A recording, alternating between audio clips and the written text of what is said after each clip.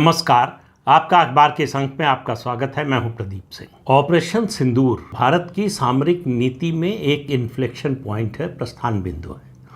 भारत की सामरिक नीति भविष्य की क्या होगी, भारत की सैन्य तैयारी क्या होगी, भारत का मेक इन इंडिया का जो अभियान है वो किस दिशा में चलेगा, दूसरे देशों पर निर्भरता कितनी रहेगी और कैसे उसको लगातार कम किया जाएगा।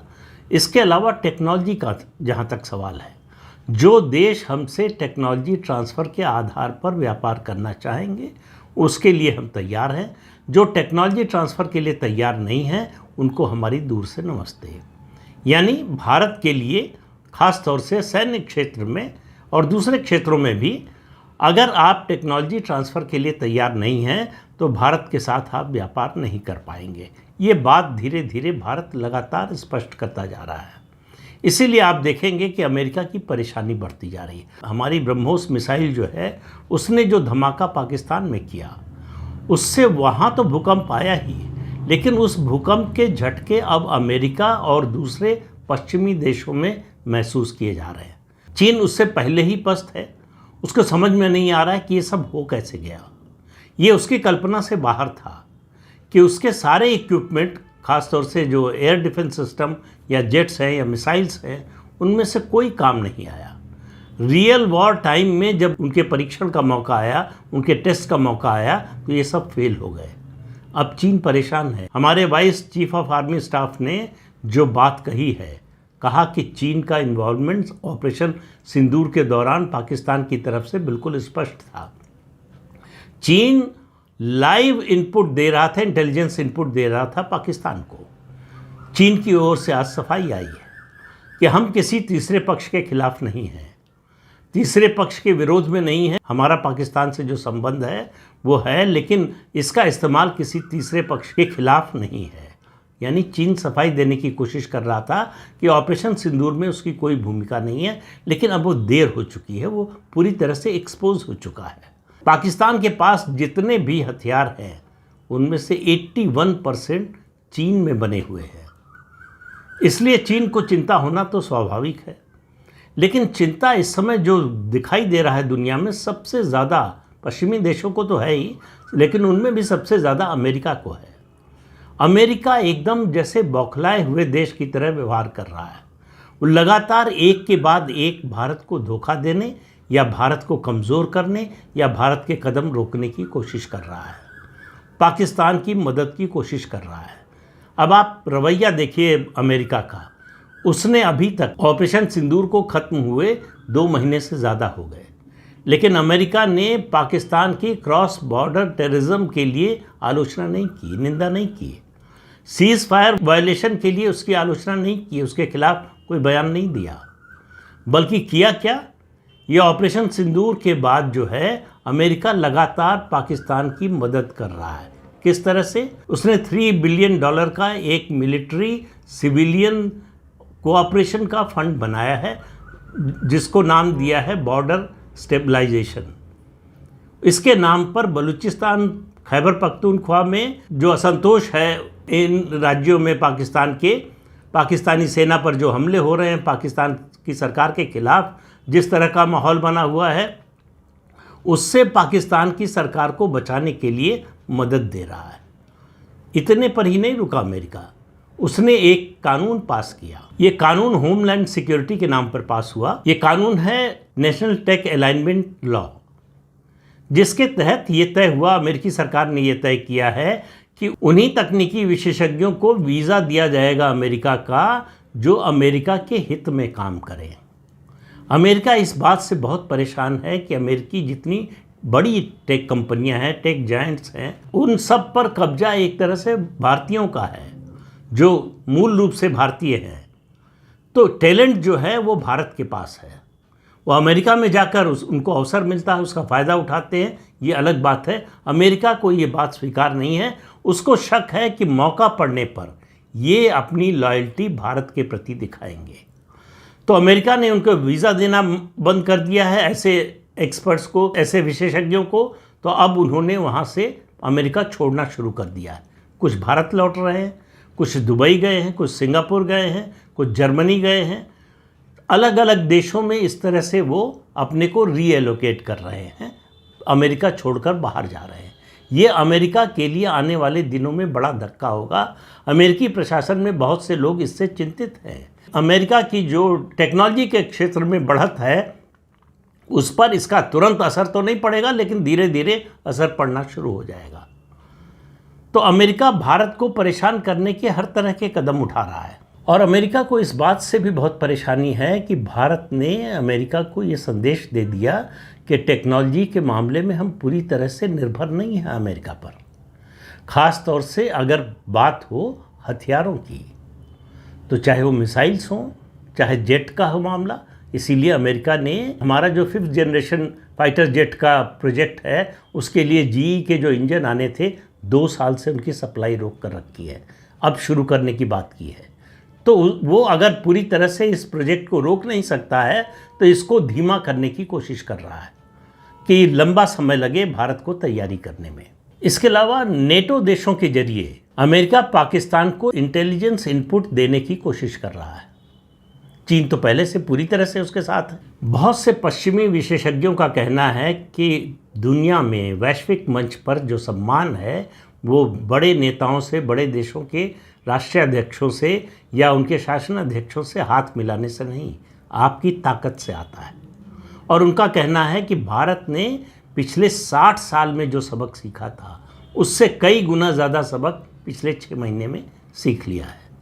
इसीलिए आप देखिए कि प्रधानमंत्री नरेंद्र मोदी ने ब्रिक्स सम्मेलन में ब्राज़ील में जो बात कही है वो अमेरिका को बहुत ज़्यादा चुभी होगी, और वो उसका निशाना अमेरिका ही था। उन्होंने बड़ा साफ साफ कहा कि आतंकवाद सिद्धांत का विषय होना चाहिए, सुविधा का नहीं। उन्होंने आगे नहीं कहा, लेकिन बात साफ है कि अमेरिका आतंकवाद के खिलाफ सैद्धांतिक रूप से खिलाफ नहीं है। वो अपनी सुविधा के अनुसार आतंकवाद का विरोध या समर्थन करता है। पाकिस्तान की उसे ज़रूरत है, पाकिस्तान उसका प्रॉक्सी है, उसको अफ़गानिस्तान और ईरान में अपने हितों के लिए पाकिस्तान की ज़रूरत है, इसलिए पाकिस्तान की मदद कर रहा है। लेकिन पाकिस्तान की मदद करना एक बात है, अमेरिका को ये बात समझ में नहीं आ रही, जिससे चीन परेशान है कि भारत हथियारों की टेक्नोलॉजी के मामले में इतना आगे, इतनी तेज़ी से कैसे निकल गया। अब भारतीय उद्योगपति भी टेक के क्षेत्र में बड़ा निवेश कर रहे हैं। मुकेश अंबानी की कंपनी रिलायंस, उसके अलावा नंदन नीलेकणी, ये लोग मिलकर नया निवेश कर रहे हैं। इन्फोसिस जो है बेंगलोर में $1 मिलियन से ज़्यादा का निवेश कर रहा है। तो भारत टेक्नोलॉजी के क्षेत्र में अपना निवेश लगातार बढ़ा रहा है, और सबसे बड़ी बात यह है कि प्राइवेट सेक्टर से इन्वेस्टमेंट आ रहा है। इससे भी दुनिया के बहुत से देशों को चिंता है। भारत जैसे जैसे टेक्नोलॉजी के क्षेत्र में, सैन्य क्षेत्र में आत्मनिर्भर होता जाएगा, उसकी ताकत कई गुना बढ़ती जाएगी, जो अमेरिका बिल्कुल नहीं चाहता है। अमेरिका अभी अपनी पूरी ताकत लगा रहा है चीन को आगे बढ़ने से रोकने में। अब उसे डर लग रहा है कि ऐसा ना हो कि चीन को रोकते रोकते हम रोक पाएँ या नहीं, भारत उससे आगे निकल जाए। और वो भारत, उसका मानना है कि भविष्य में आगे जाकर भारत अमेरिका के लिए खतरा बनेगा। दोनों में सीधे युद्ध नहीं होगा, लेकिन जो वर्चस्व की लड़ाई है विश्व में, उसमें अमेरिका को अगर कोई चुनौती दे सकता है तो अब अमेरिका को लगता है कि वो भारत है। चीन के बारे में उसका रवैया, उसकी सोच, उसका विचार बदल रहा है।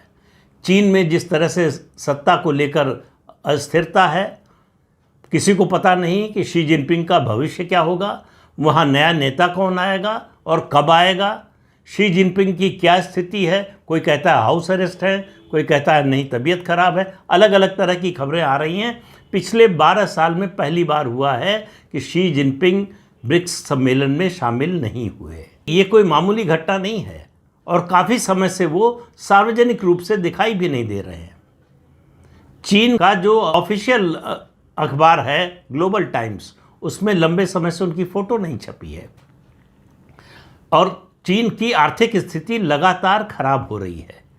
तो अमेरिका को लग रहा, और उसके अलावा सबसे बड़ी बात, फिर ऑपरेशन सिंदूर पर लौट कर आता हूँ, चीन निर्मित जितने हथियार थे, जितने डिफेंस सिस्टम थे, एयर डिफेंस सिस्टम हो, जेट हो, मिसाइल्स हो, उनकी गुणवत्ता को लेकर अब दुनिया में जिन लोगों को चिंता थी चीन की इस ताकत से, उनकी चिंता कम हो गई है। ये बात अमेरिका के लिए राहत की भी है और परेशानी की भी है। राहत की बात यह है कि चीन उतना प्रभावी नहीं है सैन्य रूप से, लेकिन उसकी चिंता यह है कि भारत कई गुना ज़्यादा प्रभावी साबित हो रहा है। भारत जितनी तेज़ी से तरक्की कर रहा है वो अमेरिका के लिए और कई पश्चिमी देशों के लिए बिल्कुल अप्रत्याशित है। इसके अलावा जियोपॉलिटिक्स में भारत जिस तरह की चालें चल रहा है, तुर्की इसमें इन्वॉल्व था। ऑपरेशन सिंदूर के दौरान पाकिस्तान के साथ पूरी तरह से खड़ा था। तुर्की को घेरने की भारत जो है पूरी तैयारी कर रहा है। तुर्की के आसपास के जो देश जिनकी उससे दुश्मनी है, लड़ाई है, उनको हथियार दे रहा है भारत, उनकी मदद कर रहा है भारत। तो तुर्की को अपने ही घर में या अपने ही पड़ोस में घेरने की तैयारी कर रहा है भारत।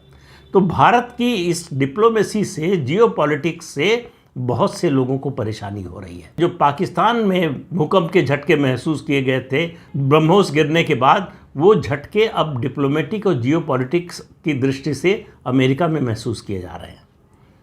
अमेरिकी राष्ट्रपति डोनाल्ड ट्रंप को अगर आप देखिए पिछले कुछ दिनों के उनके बयान, तो उससे आपको लगेगा कि वो समझ नहीं पा रहे हैं कि भारत की इस बढ़ती हुई ताकत के खिलाफ कैसे रिएक्ट करें। तो चुपचाप अंदर खाने भीतर घात के जरिए भारत को नुकसान पहुंचाने की कोशिश हो रही है। भारत विरोधी जो ताकतें हैं, खासतौर से पाकिस्तान, उसको मदद दी जा रही है। अमेरिका को इस बात की भी चिंता है कि भारत फ्रांस और इजराइल से रक्षा सहयोग बढ़ा रहा है। भारत ने बड़े ऑर्डर दिए हैं इजराइल और फ्रांस को। इसके अलावा पहले से चिंता है अमेरिका की कि भारत रूस से हथियार खरीदता है, तेल खरीदता है। और अभी अभी सबसे ताज़ा बयान जो डोनाल्ड ट्रंप का आया है अमेरिका के राष्ट्रपति का, कि ब्रिक्स देशों की नीति पर जो लोग चलेंगे उन पर एडिशनल टैरिफ 10% का लगाया जाएगा। तो ब्रिक्स से परेशान है क्योंकि ब्रिक्स में इस समय भारत की स्थिति सबसे मजबूत है। रूस हालांकि सम्मेलन में आया नहीं, लेकिन रूस के राष्ट्रपति व्लादिमीर पुतिन जो है वो भारत के साथ है, प्रधानमंत्री नरेंद्र मोदी के साथ है, इसमें किसी को कोई शक नहीं है। चीन की स्थिति कमज़ोर हो रही है, ये अमेरिका के लिए और ज़्यादा चिंता की बात है। अमेरिका को ये भी डर लगता है, ये मामला जो है काफ़ी आगे बढ़ गया था कि ब्रिक्स देशों की अपनी करेंसी हो, या कम से कम ऐसा हो कि ब्रिक्स देश जो है अपनी अपनी घरेलू करेंसी में ट्रेड करें, डॉलर में ना करें। तो अमेरिका को डर लगता है, ट्रंप को डर लगता है कि ये डॉलर को कमज़ोर करने की, विश्व में डॉलर की जो स्थिति है यानी इंटरनेशनल करेंसी की, उसको कमज़ोर करने की कोशिश है और इसमें भारत सफल हो सकता है। ये आशंका उसके मन में घर कर गई है। इसलिए लगातार वो ब्रिक्स पर हमला कर रहा है, इसलिए लगातार वो रूस और भारत के संबंधों पर हमला कर रहा है, इसलिए लगातार वो फ्रांस और भारत के बढ़ते संबंधों पर हमला कर रहा है। उसे लग रहा है कि भारत अमेरिका से जो है ज़्यादा हथियार खरीद नहीं रहा है, अमेरिका के प्रस्ताव के बावजूद नहीं खरीद रहा है। हालांकि पिछले कुछ दिनों में हमारे यहाँ की कुछ कंपनियों ने अमेरिका से गैस और पेट्रोल खरीदा है, लेकिन वो उतनी बड़ी मात्रा में नहीं है जितना हम रूस से खरीद रहे हैं। ये भी अमेरिका के लिए चिंता का विषय है। इसके अलावा भारत ने ड्रोन के प्रोडक्शन के लिए, आपको मालूम है कि जो मॉडर्न वॉरफेयर है उसमें ड्रोन का महत्व बहुत बढ़ गया है।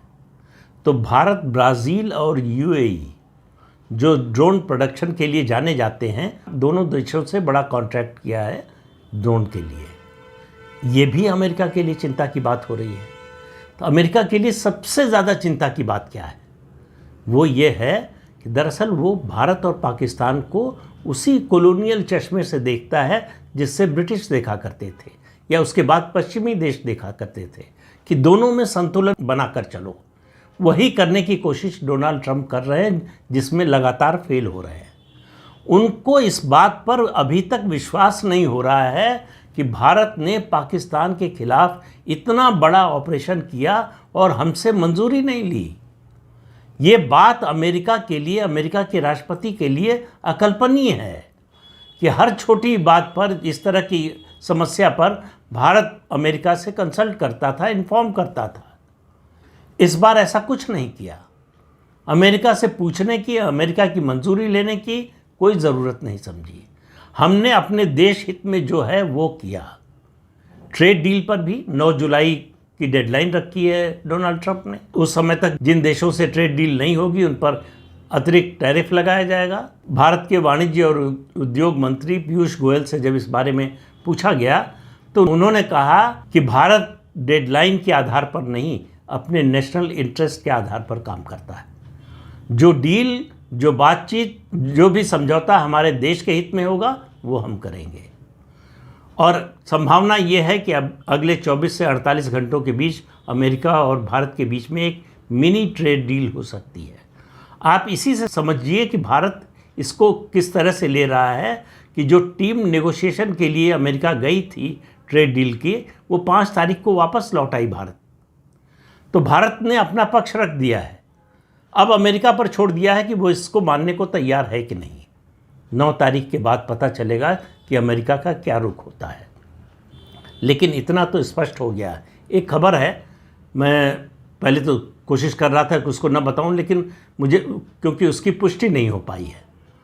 चर्चा डिप्लोमेटिक सर्कल्स में बहुत ज़्यादा है कि पिछले 3 महीने में भारत ने 2 बार अमेरिका के राजदूत को समन किया है। अब ये सही है कि गलत मुझे मालूम नहीं, हो सकता है ये कोरी अफवाह हो और हो सकता है ये सच भी हो। अगर ऐसा हुआ है, या मैं कहता हूँ कि अगर ऐसा नहीं हुआ है, ऐसी चर्चा भी हो रही है, तो ये भी बहुत बड़ा परिवर्तन है। भारत के राजनय के इतिहास में, डिप्लोमेटिक हिस्ट्री में ये बहुत बड़ा परिवर्तन है, जब वो अमेरिका के साथ लगभग बराबरी के स्तर पर बात कर रहा है। ठीक है, अमेरिका दुनिया का सबसे बड़ा देश है, सबसे ताकतवर देश है, आर्थिक रूप से सबसे ताकतवर है, सैन्य रूप से सबसे ताकतवर है, टेक्नोलॉजी में सबसे आगे है। ये सब होने के बावजूद भारत अब उसका जूनियर पार्टनर होकर नहीं रहना चाहता। भारत अब बराबरी की पार्टनरशिप चाहता है। भारत ये चाहता है कि जो संबंध हो अमेरिका से वो बराबरी के स्तर पर होगा। हम अमेरिका के पिछलग्गू बनकर नहीं रहेंगे, ये अमेरिका को स्पष्ट कर दिया गया है। तो आप देखिए, बड़ी तेज़ी से घटनाक्रम बदल रहा है। आने वाले समय में जियो पॉलिटिक्स में और बहुत से चेंज होने वाले हैं। तो इस अंक में इतना ही, अगले अंक में फिर मिलेंगे किसी नए मुद्दे के साथ। तब तक के लिए अनुमति दीजिए। आपसे अनुरोध है कि चैनल देखिए, शेयर कीजिए, लाइक कीजिए और सब्सक्राइब ज़रूर कीजिए। नमस्कार।